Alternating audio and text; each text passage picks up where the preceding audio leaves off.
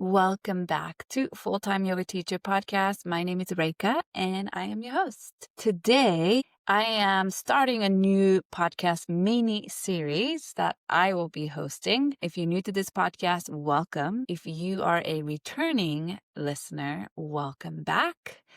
This podcast, Full-Time Yoga Teacher Podcast, was started about a year and a half ago because I wanted to interview other full-time yoga teachers from across the world and ask about their journey of how they got to be where they're at right now. Like, what are the journey it took for them to become a full-time yoga teachers, and what is it like to sustain their career as a full-time yoga teacher? So I had a lot of questions myself when I first became a yoga teacher, and I've been teaching yoga full-time for almost 10 years. And I just had a lot of questions. I wanted to learn from others who's been doing this longer than I have.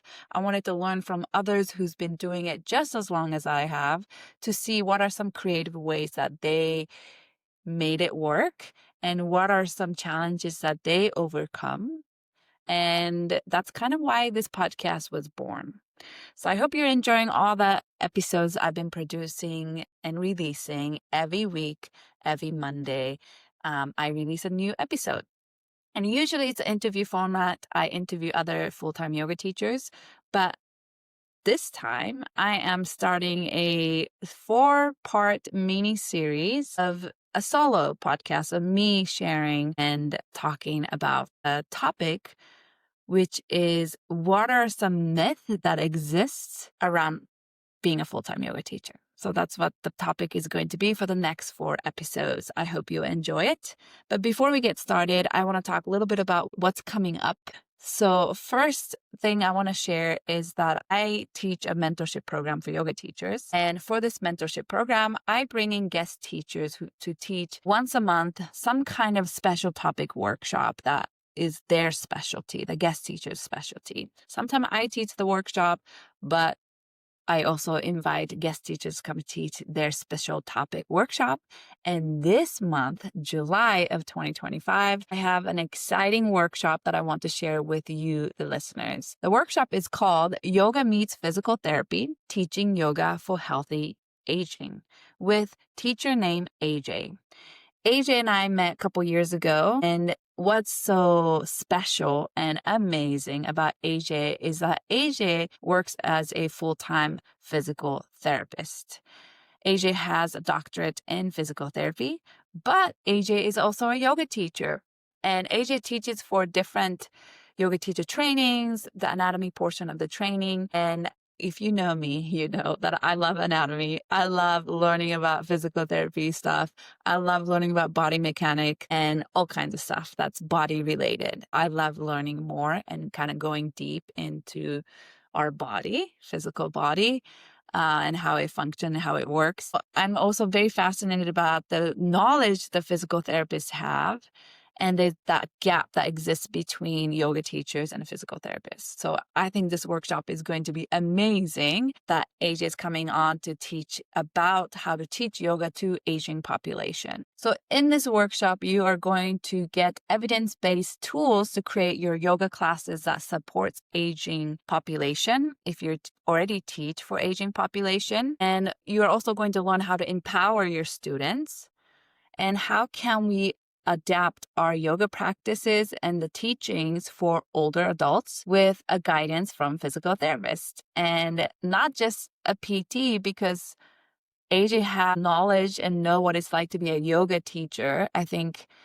AJ can really bridge the gap between the knowledge that yoga teachers tend to have about the body and what AJ is learning and practicing PT practice that they work at. So what's also amazing about this workshop is that it's sliding scale. A sliding scale of $10 to $60. So the registration link to this workshop is going to be on the show notes. So go check it out. It's $10 to $60. You can choose your own amount. It's happening on July 26th, which is Saturday, from 2 to 4 p.m. Pacific time. It's happening live in person in Long Beach, but you can also join via Zoom if you don't live in Long Beach or near Long Beach. You can join from any time zones. And the workshop will be recorded so you can receive the recordings later if you cannot be there for that time. Another amazing little cherry on top about this workshop is that you can get 2 continuing education hours through Yoga Alliance when you join this workshop. So all the information you need about this workshop will be on the link I'm going to share on the show notes. So go check it out. And I hope you can join us. I will be there. And you know me, I'm always asking lots of questions. So come and join us for this workshop on July 26th. One more announcement I want to say is that I am teaching accessible yoga teacher training at Ra University. So Ra Yoga is one of the yoga studios I work at here in Long Beach. They have their own 200 and 300-hour teacher training programs. And over the years, I've been part of their 300-hour teacher training programs here and there. I teach a couple modules here and there. And I am back to teach accessible yoga module for this 300-hour teacher training. You don't have to be part of their 300-hour program to join this workshop. So you can still join the program even if you're not part of Ra Yoga's 300-hour teacher training. You could just want to deepen your knowledge and how to make yoga accessible in your classes that you teach or special population that you might be teaching. Or maybe you have private one-on-one opportunities and clients that you teach, and you want to learn how to adapt yoga practices to suit your clients' needs, your students' needs. So this class is for you if you want to learn more about how to make yoga accessible. And this is happening in August 10th and August 17th. So that's 2 Sundays, and it is from 2 to 6 p.m. So total of 8 hours of education, continuing education, you are going to receive 2 weekends, August 10th and 17th. It's on Sunday, 2 to 6 p.m. Pacific time, and this is in person only. Like I said, you don't have to be part of RODS 300 to attend this workshop. It is for any yoga teachers who want to learn a little bit more about how to make yoga accessible. So those are the 2 announcements that I have before we get started on today's topic. I do want to say I am about to head out to Nicaragua just a couple days from today. So I am leading a yoga retreat in Nicaragua called Align with Purpose, Ethical Yoga Retreat in Nicaragua. And I am just so excited. Like all the pieces are coming together now. And now it's just all about going there and, enjoying the beautiful place that we are going to be. And I'm just excited to kind of see how the group come together. So I'm sure every person who signed up for this retreat is coming with their own intention and they have their own reason that they chose to join us. And I'm just so excited to kind of see how everything come together. So I'm very excited about that. Definitely when I come back from my leading this retreat, maybe I'll do a episode on kind of like a recap of what happened, because it's not a regular yoga retreat. We're obviously going to Nicaragua. We're going to be by the beach. We're going to stay at this beautiful place. We are going to practice yoga every morning and, yin and restorative practice in the evening. There'll be some activities along the way. But what's so special to me about this retreat is that it's called Ethical Yoga Retreat. And the reason why is because we are partnering and collaborating with 2 local nonprofit organizations on site in that little local rural town in Nicaragua. And we'll be volunteering our times with these organizations, as well as the money that people paid to come to this retreat. Certain amount is going directly to donation to these organizations. So I wanted to create a retreat that had a little more depth than a typical yoga retreat that might be out there, and a little bit more meaningful and a little bit more mindful and conscious in the way we show up to another country as a guest. So I'm very excited for this retreat and hope to do another one next year. So if you couldn't make it this year, maybe you can make it next year with us. So that is it from my little check-in / announcements. Let's get started on today's topic. So like I said earlier, this episode is the first of 4 mini episodes that I am solo podcasting, releasing. And it's all about the myth that exists out there about full-time yoga teacher. So I asked this question on my Instagram stories to see what are some myths that you have heard of or maybe experienced, or this is the myth you had about being a full-time yoga teacher before you became a yoga teacher, and also my own experience. So I broke it up to 4 series. So I'm going to tell you what each one is going to be about. So the first myth that I'm going to kind of explain and bust in this episode is yoga teaching is not a stressful job. Oh, you must have such a nice, relaxing job to be a full-time yoga teacher. So that's a myth that we're going to talk about today in today's episode, but I do want to share about the rest of the series. So the next myth for next week's episode that we're going to talk about is that teaching yoga is not a real job, quote unquote real job. I have heard that many times, and that's something that I want to talk about in the next episode. And then the third myth that I'm going to talk about and bust is that you have to be either flexible or fit or thin or young to be a yoga teacher. So that's a third episode. And for the last episode, we are going to talk about how yoga teachers are expected to wear so many hats. Like sometimes students might consider us as a entertainer or doctor, therapist, physical therapist, or maybe their friend, their mother, or spiritual guru. So that's the last myth that we're going to talk about. So that's total 4 episodes. That's going to be coming up in the next 4 weeks. But let's get started on today's topic, which is myth number 1, that teaching yoga is not a stressful job. Oh, that must be nice to be a yoga teacher. You must be always Zen and chill. So that's the myth. So it's not always peaceful, Zen, and unstressful to be a yoga teacher. And I think all of you who have taught yoga before probably are nodding their head right now, because that is expectation that people have of us, that we are kind of like have it all together. We don't get mad, we don't get upset, we never get anxious, we don't get depressed, but that is actually not true. Teaching yoga can be very, very stressful. I'm not saying it's always is and all yoga teachers are stressed out. I'm not saying that, but it can be quite a stressful job. I have experience being stressed out as being a yoga teacher. It can also be emotionally and energetically demanding to show up, to hold space for others. It's not an easy task, especially if you yourself is going through a challenging time in your personal life, or sometimes the world, right? The world is crazy sometimes. There's so much happening in the world, and there's also so much tragic and pain and suffering that's happening in the world. To still show up for others, for a group of your students, to show up to teach a yoga class privately or publicly in a group class, it's not an easy task. And I think many yoga teachers become yoga teacher because they actually are struggling with something in their lives, and yoga has helped them so much with whatever they were struggling.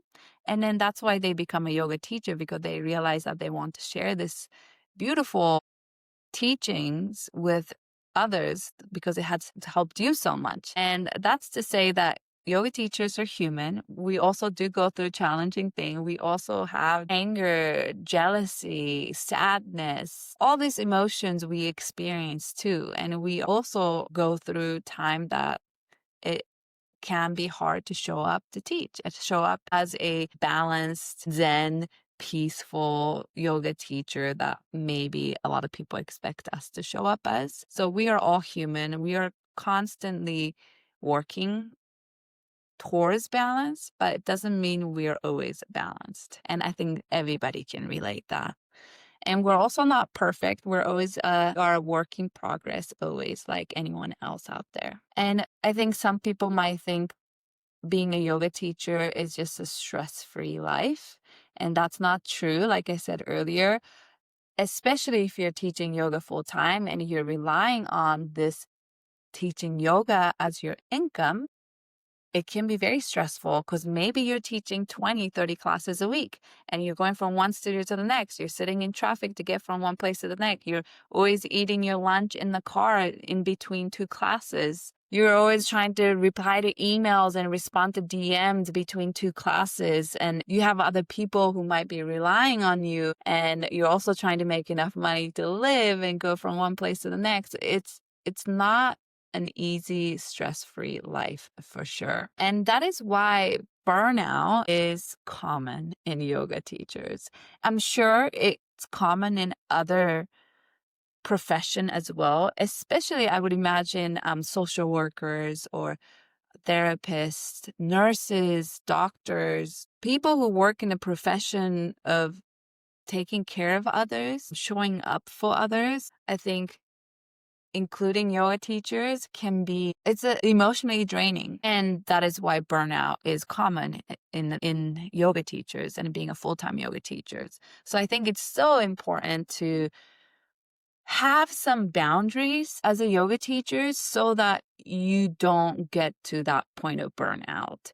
And that's some of the questions I ask quite a bit in my interviews with other yoga teachers, other people's experience of burnout during teaching, and also what are some boundaries or self-care tools that they have set for themselves so that they don't get burnt out again. So here are some things I want to share with you that I have heard other teachers say from all the interviews I have done on my podcast, as well as something that it has worked for me to prevent burning out and some healthy boundaries that you can make as a yoga teacher. First thing I want to say is making sure you have a day off per week.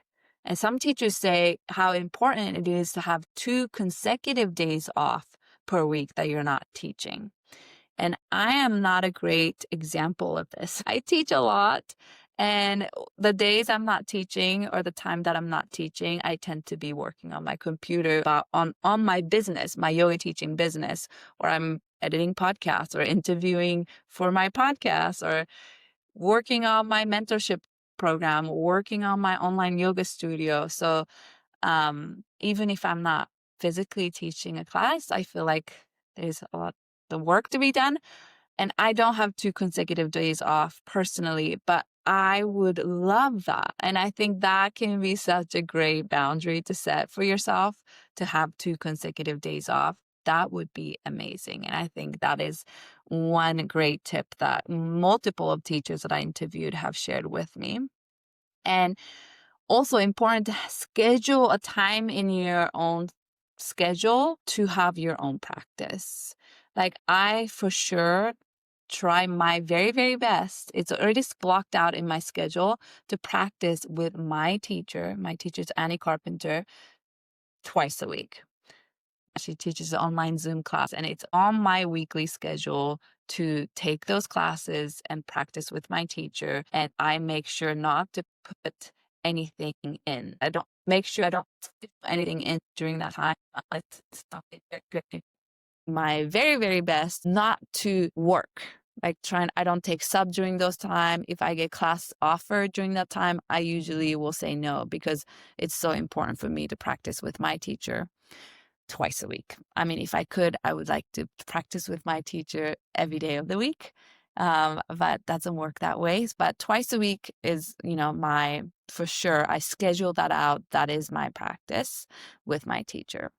And you can do the same thing with your own practice at home. If you have a home practice, you can schedule that in so nothing else gets booked during those times, or accidentally don't take a sub opportunities during that time. So just having some set time per week that you block out for your own practice. Another great tip that I've heard on my interview is that have some kind of hobby that you enjoy doing that is not yoga related, or have friends that you hang out with and see that is not yoga related friends or yoga teacher friends.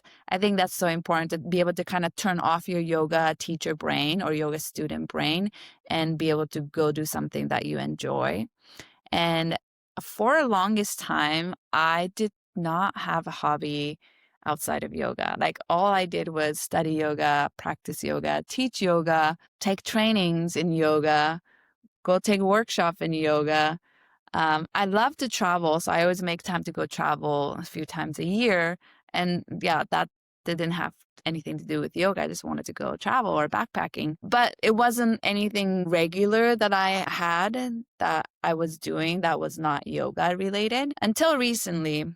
I started training for a marathon last year, and now I'm decided to continue running for fun and because I enjoy it. I love trail running in nature, in the mountains, being outside.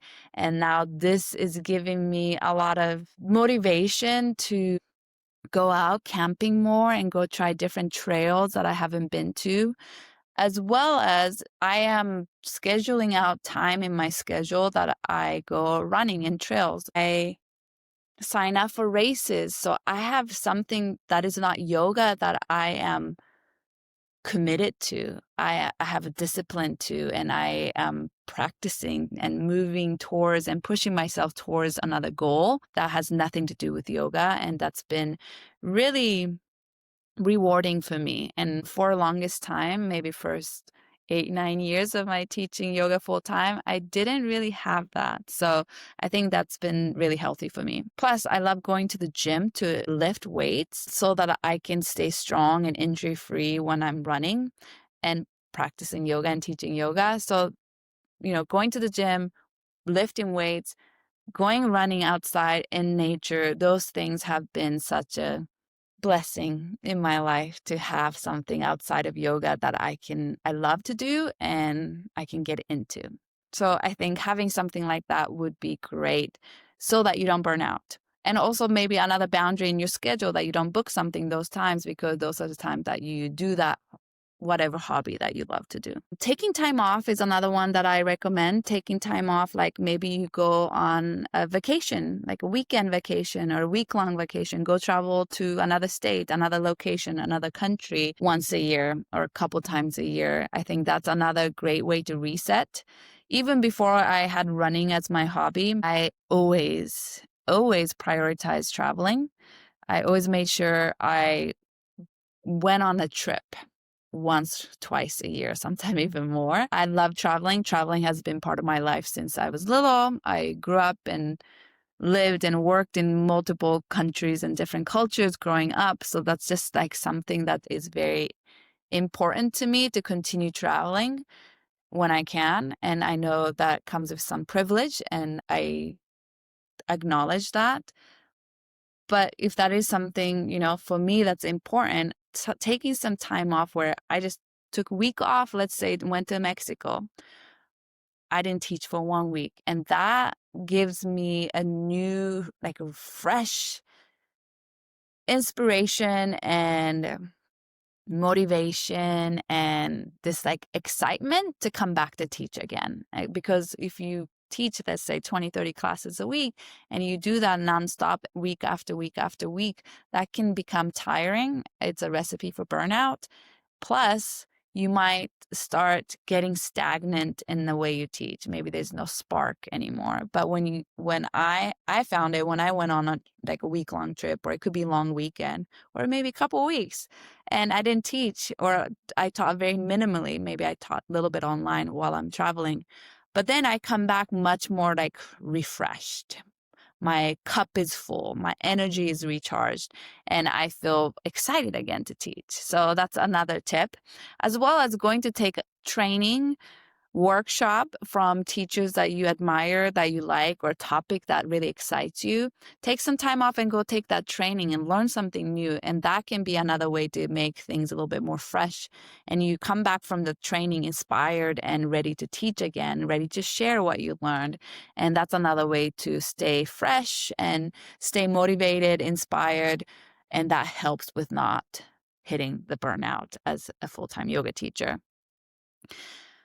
And since I am an introvert, I know I need alone time. It's tiring and draining for me to be in front of a big group of people or really dedicate my attention energy into small group or even private yoga if I did that all the time.